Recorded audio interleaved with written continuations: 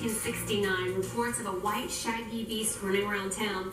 Today, the Lake Worth monster is a local legend. Sean Whitley produced the documentary Southern Fried Bigfoot, exploring the creature sighting phenomenons that are often talked about in the South. He is joined by Michelle Villafranca, a resource specialist at Fort Worth Nature Center and Refuge, to talk about the 2011 Lake Worth Monster Bash.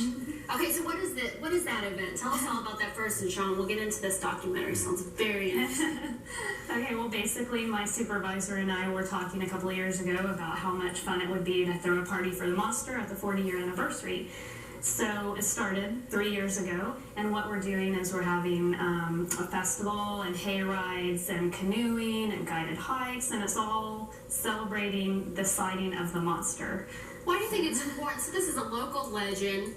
Some people believe in it, other people think it's a hoax. Why did you decide to do this, though? What's the importance of bringing community together for fun? Well, I think it's part of our cultural heritage in the area, just like the Chisholm Trail is. So a lot of people remember back in 1969 when the monster was sighted. So it kind of ties into when they were growing up, and so we can pull locals into that, and it's a shared experience, and it's a legend, and it also gets people out to explore their natural heritage at the Nature Center, and just basic history that we offer at the Nature Center. So. Now, Sean, you went and you did this documentary. You worked on it for 5 years. Tell us about the documentary and your experience with it all, and then, specifically about what you learned about the Lake Worth monster. Certainly. Well, I've loved these stories of monsters and things like that since I was a kid. And growing up in this area, I heard about the Lake Worth monster since I was very young. With the documentary, I wanted to cover some of the most famous Southern Bigfoot legends. And of course, since I'm from Dallas, I knew I had to do the Lake Worth monster, which is, it's wonderful regional folklore that these stories started in 1969, where people were claiming they saw this big white furry thing that would chase cars and hurl tires. Some describe it as a goat man with scales. The late Sally Ann Clark, the author who wrote the book about the monster, said it was a white furred ape-like being. Because you interviewed her, correct? Exactly, exactly. She described it as a white furred Bigfoot or Sasquatch.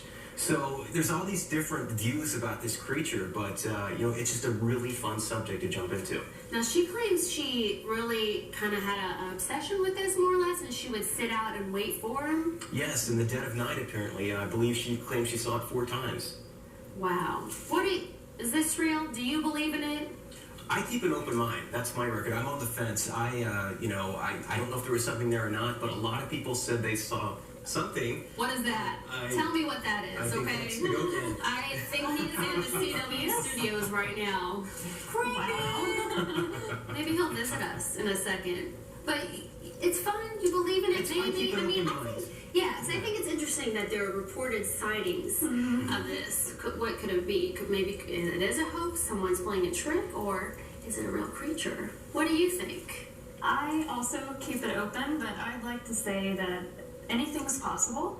So he may or may not be there at the Nature Center, but I've actually been on Greer Island Trail, which is where he's said to have roamed and found hair on twigs on the trail. And so I think he may be out there. I haven't seen him, but I'm pretty sure he's there. Okay, but no sightings since 1969. None that are well publicized, at least. Most of it died down around November of '69. All right, interesting. Tell us a little more about the documentary, your travels, where else you went. I think it's very interesting. Thank you. I shot, in Arkansas, and Louisiana, and Florida. Covered all the big the southern Bigfoot legends, of course. The Falk Monster, Bobby Creek Monster from Arkansas, the Honey Island Swamp Monster near New Orleans, and the Skunk Ape of Florida, where we got to shoot in the Everglades. So it was a real adventure, I have to say that. Very, very good. All right, tell us a little bit more details about the Monster Bash. We're about to celebrate it, yeah. Okay, it is Saturday, October 1st at the Fort Worth Nature Center and Refuge, and it's from 10 until 3, and people can come out, and like I said, we offer all kinds of things like hay rides and guided hikes and a festival with lots of kids' activities that are teaching kids about nature. Which is really why we want people to come out. We want them to come for the monster, but learn about nature while they're there and see our 3,600-acre park. That's the wilderness area on Trinity River. Very fun, family friendly. Love that. is the Lake Worth Monster in the house? We maybe want to see him and see what we can maybe see when we come to the Monster Bash. But I want to thank you both for being here today. Very interesting, very fun. Love it.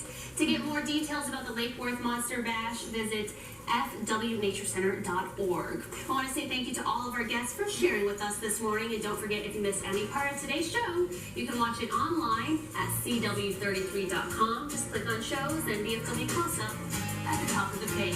There you go. America's Best Bites. This morning at 11.